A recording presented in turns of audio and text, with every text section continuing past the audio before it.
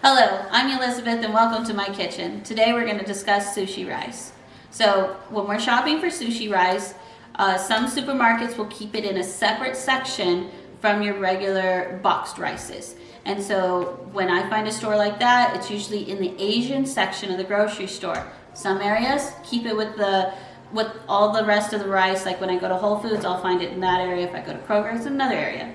So what we're looking for is Cala Rose short grain rice. Some people market it as sushi rice. Some people market it as short grain rice. But we need to make sure that it is Cala Rose. At least that's what I prefer. It's a sticky rice and it makes perfect rolls every time. So I use roughly 2 cups for my family of 4, and we can make anywhere from 6 to 8 rolls out of 2 cups of rice. And so let's get started. So while we're scooping in 2 cups of rice, we want to make sure that we have a bowl to catch and a bowl for filtering out water. So I choose a finer mesh so my rice can't slip through it. And I'm going to put 2 cups of rice in here, and I'm going to keep rinsing the rice until the water is clear. When you first add in water, you'll notice it's milky color. You need to keep rinsing in cold water until the water is clear. Then you're going to drain that water out, fill it up one more time, and let it soak for 30 minutes in cold water. Just set your timer and come back. After that, we'll drain out that water. Add the rice into what I like to use is a rice cooker. It cost me about $10 many years ago. And I just drop it in here and I fill it up with fresh clean water and then set it to cook. So let's start that process. See it. So the water is very milky, and we need to keep rinsing until this water is clear.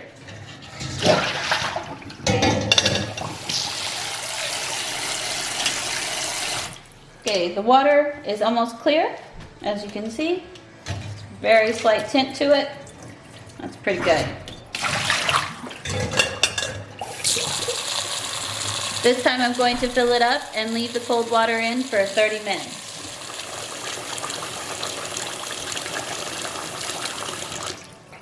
There you go. Clear water.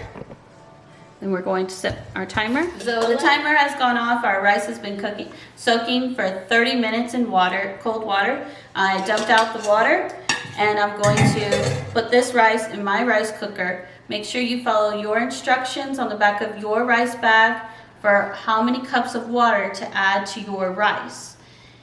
The back of the bag usually has instructions for cooktop versus rice cooker. So I'm dumping this inside my rice cooker.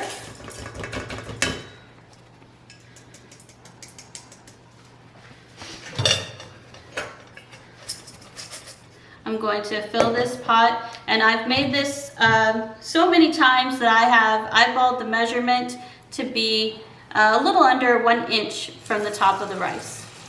So I'm filling this up with cold water.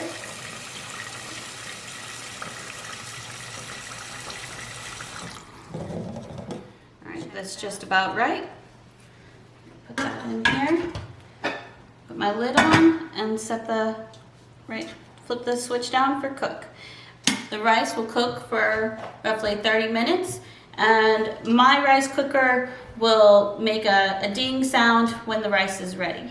I'm gonna wash my hands. All right. So the rice is finished. It is going to be hot, so we need to be careful not to burn ourselves. All right, so I'm going to scoop the rice out. Be careful not to smash it. We just want to pull it out. It's going to be a big sticky mess. And I am putting this in a large casserole dish to help it cool down faster. So I just scoop it out, move it around, and while it's warm, I'm going to flavor the rice. So I'm using my sushi seasoning vinegar that has sugar and salt already mixed in with the rice vinegar. I have 2 cups of rice. I am going to add 1/4 of seasoning to this. So I'm going to drizzle this evenly over the top.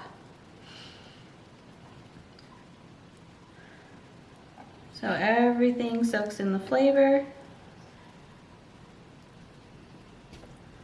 And then I'm going to gently stir this. I want to make sure that every grain receives the flavor. Notice I'm going under and lifting up so that I'm not smashing the rice. Just want to turn it, and as I'm turning the rice, you can see the steam lifting off, and so it's going to cool down a little faster. Your rice needs to be warm, but not hot, and to stick to the sheets. If it is too cold, it will not stick. If it is too hot, the nori sheets will crinkle, and you're going to burn yourself even trying to roll it, and it's not going to work, and you're just going to have a hot mess. Literally a hot mess. So we're going to let this cool down, and while this is cooling down, I'll take this time to prep my vegetables. So I'll cut up cucumbers and slice up some avocados and prepare my workstation. Let that rest. Now I'll come back to this, usually about 10 minutes. It'll be cool enough for me to work with.